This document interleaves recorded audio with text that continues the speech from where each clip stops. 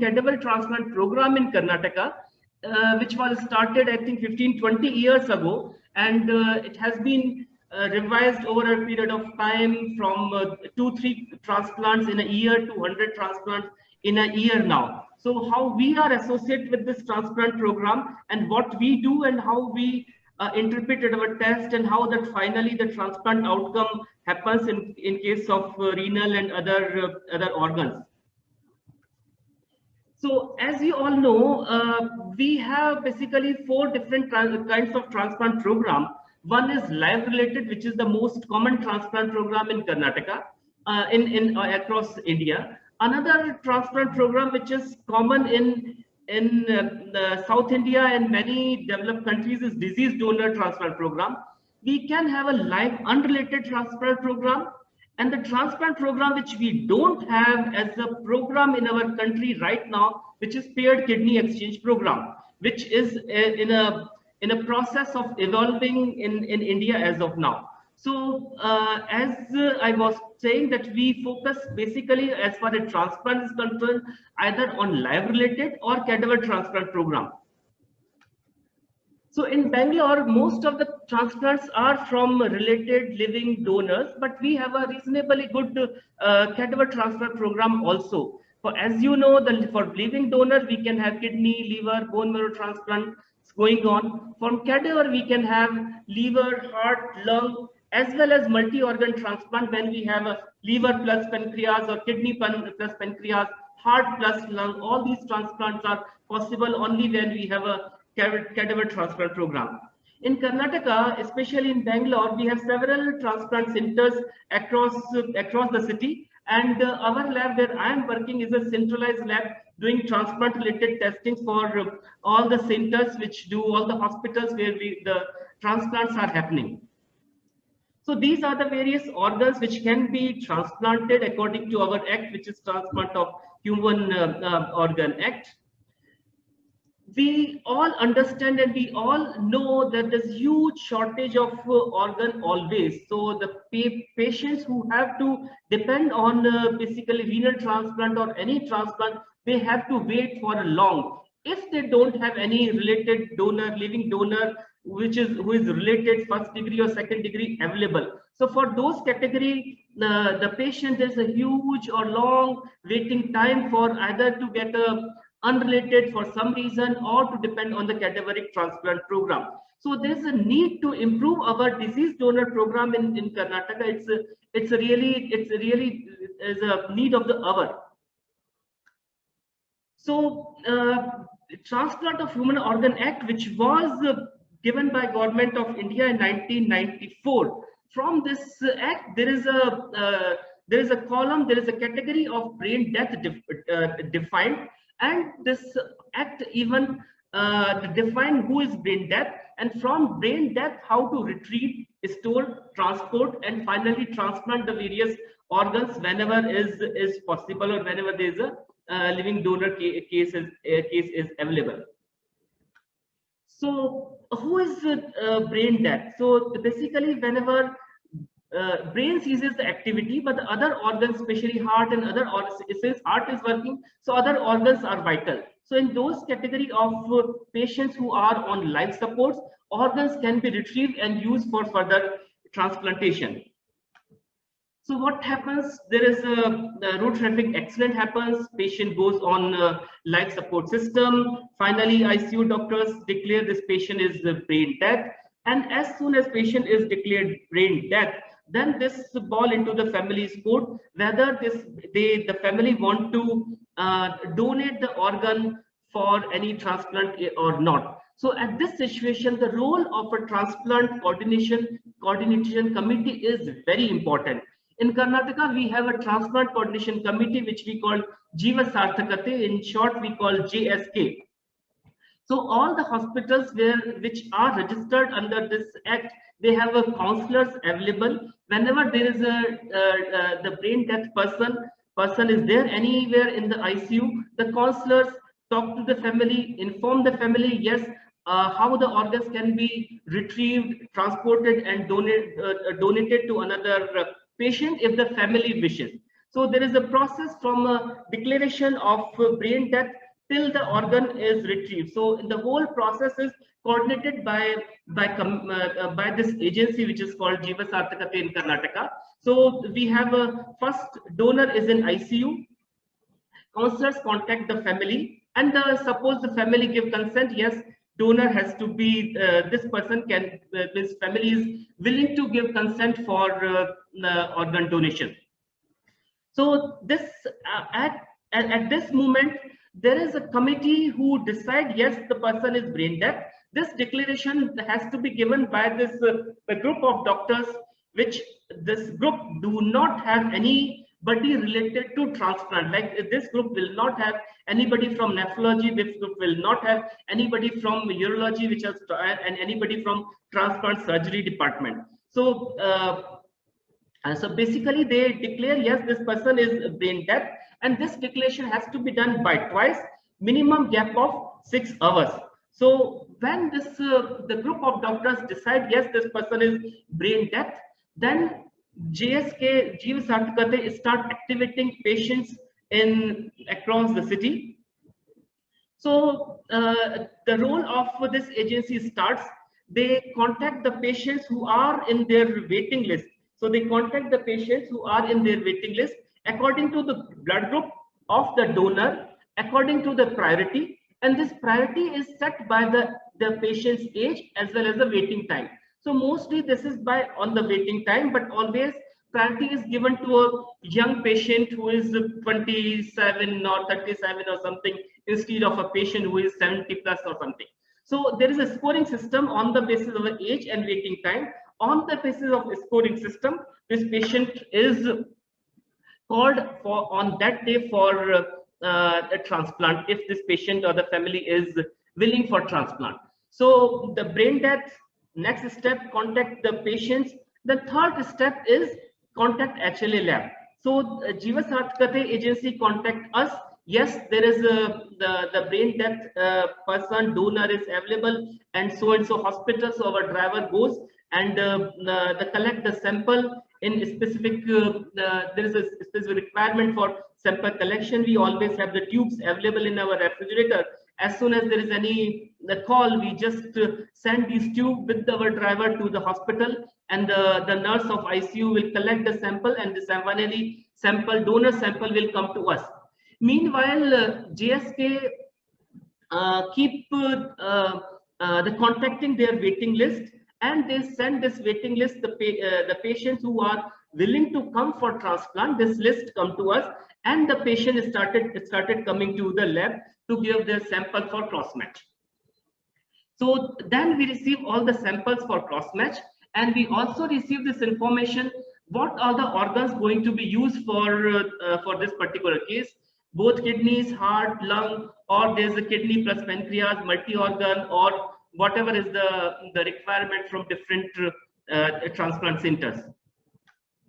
So then we start doing our work related to HLA. So most of the time we do cross-match, and sometimes we do HLA typing of the donor.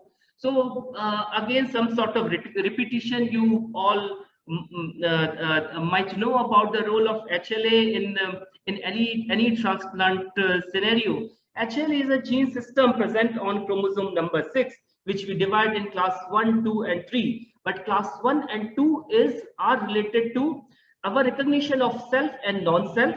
So the understanding of these two, the gene complex is important when we are going to do any transplant. So this concept of HLA about class 1 and 2 and the role in transplant was defined by this scientist, which we call, who is Jean Dausset, the French scientist. He is called father of HLA system. So he said there are two systems in class, which is divided in class 1 and 2. In class 1, HLA A, B, and C, and in class 2, DP, DQ, DR. So these are the major MHC or HLA, the gene complex, which we have to understand for any transplant scenario.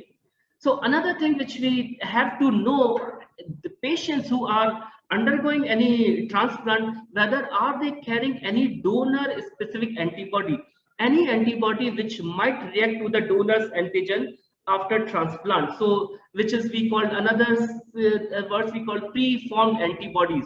Any patient is having these preformed antibodies or not, that we have to know. How any patient will develop these antibodies, we all know from blood transfusion, pregnancy, previous transplant, these antibodies can be produced. These antibodies can give rise to early rejection, graft loss, or any long-term compromisation of any graft. These preformed antibodies might lead to ABMR or antibody-mediated rejection, and we don't want any ABMR in the patient at least for a few years. So we need to understand is there any preformed antibody present in our patient or not. How to know whether there is any preformed antibody present in my patient or not? So there are various cross-match techniques available from CDC, flow cross-match, Luminex DSA cross-match, and finally nowadays the new concept which we call virtual cross-match. So these are the methods and techniques available for in any HLA lab for cross-match.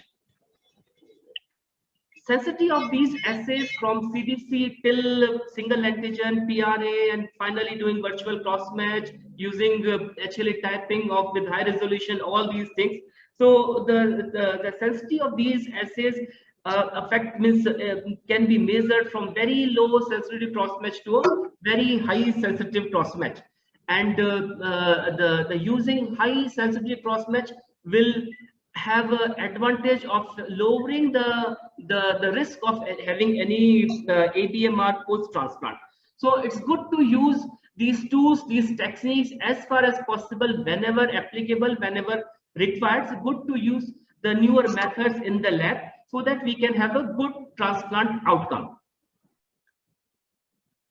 So again, starting with the cross-match, for any HLA cross-match, we need two things. We need, as red cell cross-match, we need two things. One is patient serum, which potentially have some HLA antibodies. And secondly, we will need the donor cells. The donor cells can be procured from peripheral blood. Donor cells can be procured from spleen or maybe from lymph nodes. So now we used to collect sometimes spleen and the lymph nodes also we used to use to collect donor cells. But nowadays, for cross-match, we use only peripheral blood for donor cells. But for if any lab who is doing only CDC cross-match or maybe CDC plus flow, they use lymph nodes also as a source of donor cells in case of cadaveric transplant programs. CDC is a simple cross-match. We have donor cells, we have patient serum, we mix each other.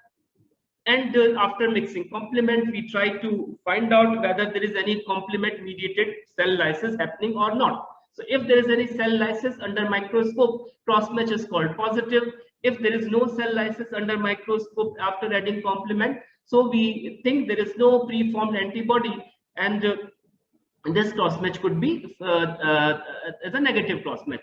It's a very basic way of understanding a CDC cross-match. Of course, when we do a CDC cross-match in a Terasaki tray, this process is quite complex or time-consuming. So there are some advantages and some disadvantages of doing any CDC cross-match. Procedure-wise, it's very simple to understand, as well as very cost-effective way, less expensive technique. But there are some disadvantages associated to CDC cross-match. It may not detect low titer or low level antibodies, means sensitivity of this cross-match is low. And especially for the cadaveric transplant program, it takes a long time and it's quite labor intensive. So whenever we have a cadaver case here, we always have one donor, 2 kidney, 1 heart, 1 lung, and 1 liver. But we have at least 10 to 15 patients who come forward for cross-match. So we have to do at least 10 to 15 cross-match at a time in a span of maybe 6 to 10 hours or something, which is quite a labor intensive. It's we need at least 7-8 people to do at least 15 cross match in 6-7 hours, which is quite nearly impossible for any lab to perform. So whenever we have the volume high, reasonably good volume transplants or disease donor transplants going on, it is not practical to depend on CDC cross match always. Another problem with is again specific to cadaver transplant program. For any in disease donor program, the donor has dead and gone. So now, if you want to do any follow-up or monitoring after transplant, there's nobody available. So you have to preserve the cells for the future also. And preserving cell is a cumbersome job again. So, but if we have something else like lysate cross match or something, then we preserve lysate, which is easy to preserve and easy to do a post-transplant follow-up. So these are the many reasons of having limitations with CDC cross match, and many labs have discontinued CDC cross match, especially for cadaver transplant program, and they have moved to some other type of cross match. Like in our lab, we have started using Luminex cross match long ago, in 2007. Many labs use flow cross match at the time of the cadaver transplant, or some places they use two, like CDC plus flow, CDC plus lysate cross match, or some places, in fact, like I know in Madurai they use 3 cross match always, like CDC, flow, as well as the lysate cross match, all 3 cross match. So depends on your protocol, what's going on in your city, in your transplant program. So the another method of cross match, which is the Luminex DSA lysate cross match. So in this cross match, again we have the potential recipient serum, which will have antibodies, and we have donor cells. So in this cross match, instead of keeping the donor cells intact, we prepare lysate, and this lysate is prepared by using some lysate solution given by the manufacturers, and manufacturers also give some capture beads. So the HLA antigens will come out from the donor cell surface and will be captured by these beads, and finally this lysate is formed.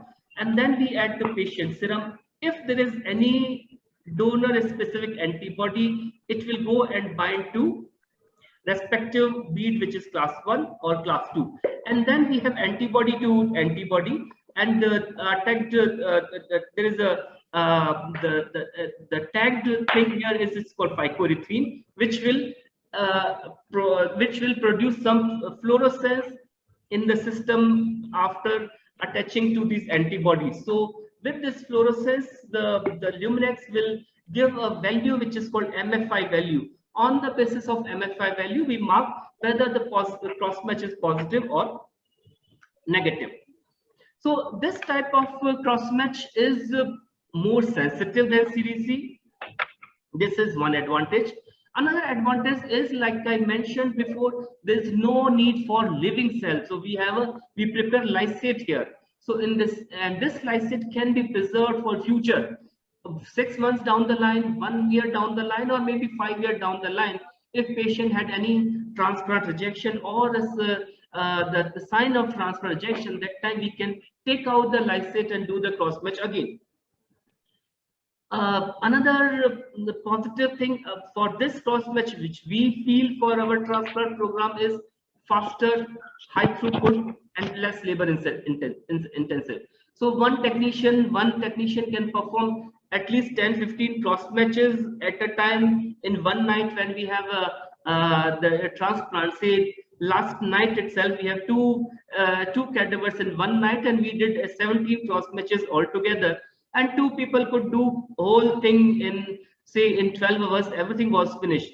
So that is the plus about this method of cross match. Another method of cross match using a flow cytometry. Many labs use this as a tool also, as a flow, for cross match for leaving, as well as deceased donor cases. So in this, we separate T cell and B cell, not physically, serologically, on the basis of the markers given by manufacturer, CD3 and CD19. And after performing the cross match, interpretation is if T cell cross match, B cell cross match both negative, cross match is compatible and transplant can happen. If T cell, B cell both positive, likely it is class 1 antibody. If only B cell is positive, means likely class 2 antibody. This is how we interpreted the flow cross match. As far as my knowledge, not many labs use this flow cross match technique is in India, especially for disease donor transplant cases.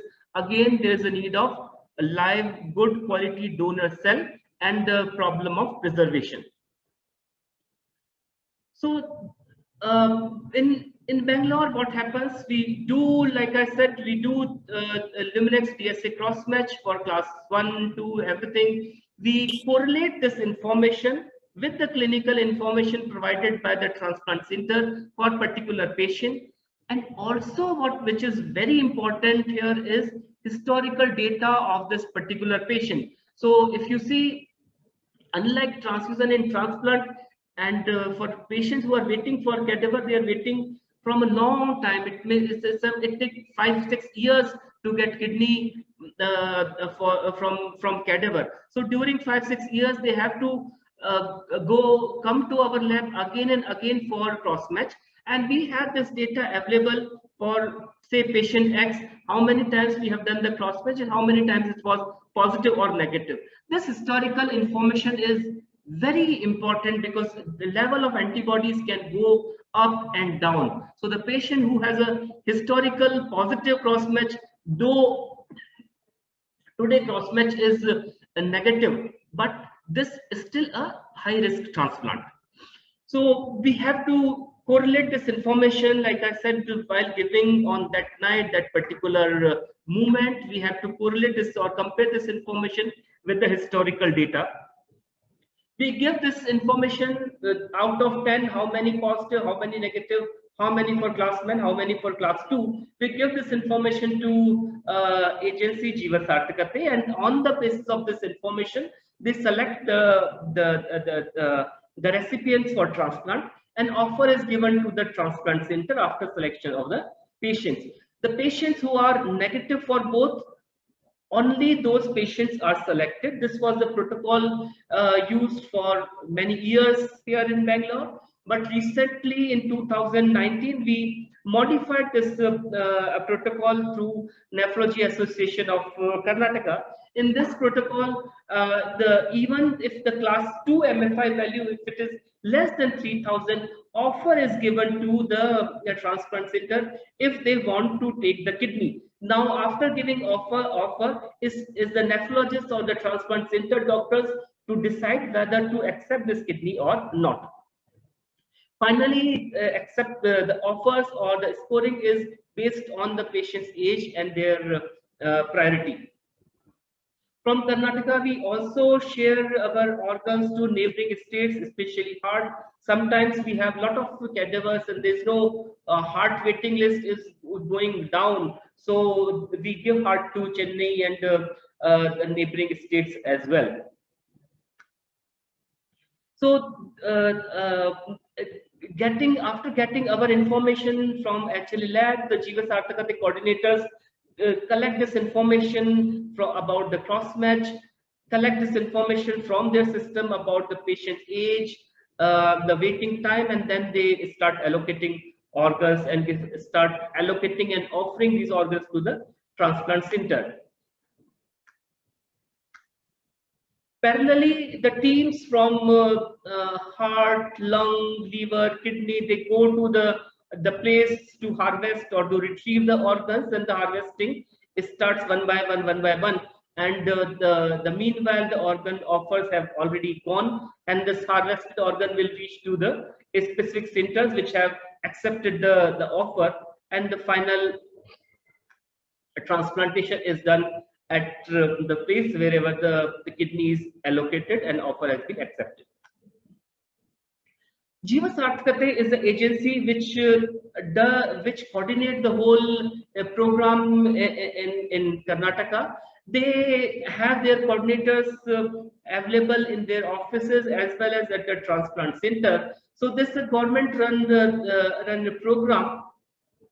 They do counseling, identification, and coordinating the whole transplant program. They maintain patients registry as well as they maintain donor registry.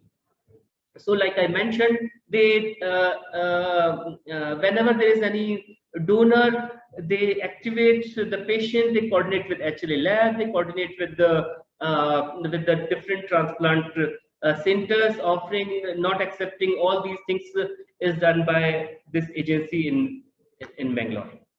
So this is the data from 2007. If you see we had only 3 donations in 2007, but it has gone so many times now. In 2019, we had 107 donations in Karnataka, and if you see the profile of organs are also keep on increasing, and now there are several different kinds of transplants happening, not only just the kidney or liver, and multi-organ, the heart plus lung, kidney plus pancreas, even a small bowel transplant has been the practice now.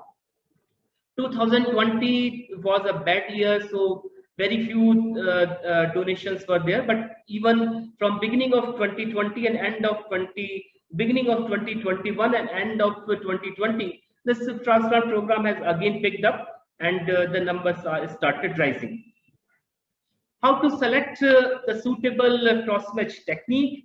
It again depends on, I said, lab to lab, protocol to protocol, what kind of program yours is based on, either living or cadaveric. But it is important to have the combination of low sensitivity and high sensitivity cross matches or assays in your protocol always.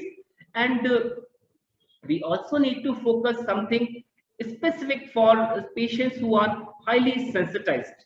And of course, any technique which we use has to be cost effective, because the transplants happening not only in corporate hospitals, it happens in the hospital which are government or charitable organizations also. The patients go to those hospitals, they may not be able to afford the high level, highly expensive the techniques of laboratory methods. So these are again some sort of comparison of different methods of cross match. So after doing various tests, whatever we do, we stratify our transplant, whether the transplant is high risk transplant or a low risk transplant or an intermediate risk transplant. On the basis of this information, the patient's immunosuppression has been identified or decided. So coming to our experience about cadaver transplant program, we started in the lab here where I'm working was started in 1996, and the disease donor program in Bangalore was started in somewhere around 2003 and 4, but was very random, like 1 or 2 cases in a year. Then after 1 or 2 years, there is nothing, and there was no coordinating agency that time. And finally, in 2007, agency started by the government was called ZCCK, Zonal Coordination Committee of Karnataka. So this ZCCK started coordinating cadaver transplant program in India. Later, the name of that CCK was changed to JSK, Jiva Sarthakate, in 2017.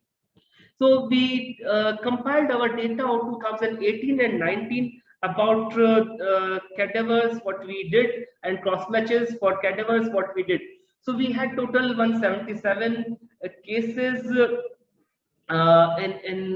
for disease donation, and total 1,184 cross matches we did for different patients, 61% male and 38% female patients. And most of the cross matches, like 71% cross matches, were positive, but remaining 30% were positive. 71% cross matches were negative, but remaining 30% were positive also. Out of this positive, there were few, like 5% were positive for both, and the good number of which is 14.8% cross matches were positive only for class 2. And what we realized, the clinically this information is not correlating with the clinical situation of the patient, and this cross match especially in class 2 is many times could be false positive. So, like I mentioned, after this information, we modified our the protocol or criteria of allocating organs.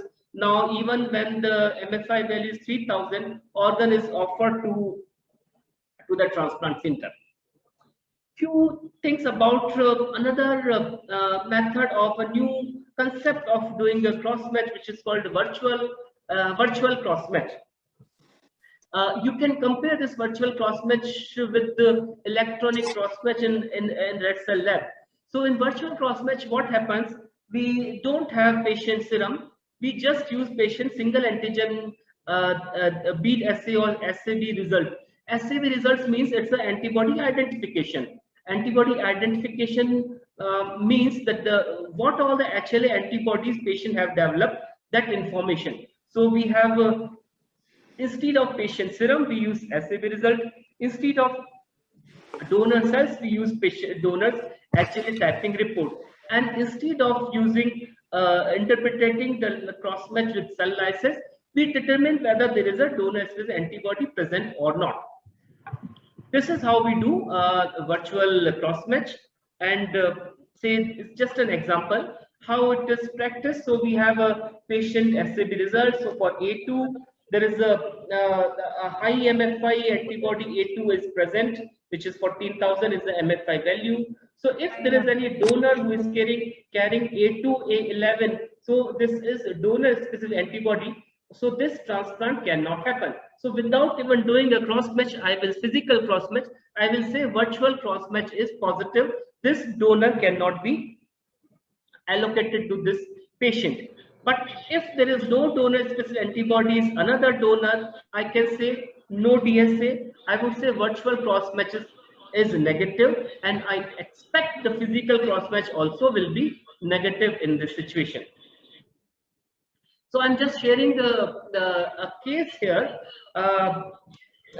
So what happens? Another problem with the disease donor program is the cases or the patients who are in the waiting list. Many patients are highly sensitized to HLA antibodies. Means they have developed many HLA antibodies because over a period of time they receive transfusion. And many of these cases are second transplant or even third transplant cases. So the pediatric patients or the 10 years, 15 years, when they received a transplant, after 10 years, the graft has gone, and now again they have to wait for second transplant. So because of the sensitization event in our transplant, the registry, in our recipient registry, we have several patients who are sensitized. And whenever they come forward, the cross matches keep coming positive. So we discussed this case, this situation again with Jeevan Satkate, and we try to solve the problem of these highly sensitized patients also here. So what we have suggested and accepted protocol by Nephrology Association Karnataka in 2019, that the patients who are highly sensitized, we will do single antigen test for all those cases, and this will be valid for 6 months, and the antibodies identified will be reported by the lab and kept as information by the lab, and this information will be used whenever there is the number or turn of this patient comes.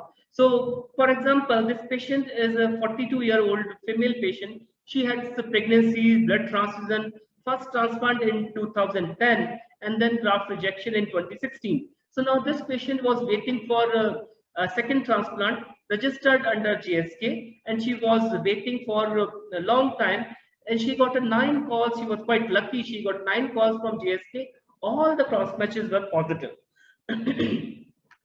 So as the protocol was changed, we did the single antigen, and we found this patient had several antibodies. So we keep doing HLA typing of the potential donor for this particular patient. So donor 1, again this A11 was a high MFI value, DSA. Donor 2, A26, 9000 MFI value. So the virtual cross-match positive. We had a donor 3 which is with A24 and antibody but low MFI value, and this donor was finally selected and accepted by the transplant center for this patient. And this with the donor number 3, lysate cross-match also was negative, and the transplant was successful in this particular case. So with this experience, we suggest, or we have some sort of revision in the protocol has been done in transplant disease donor cases here in Bangalore.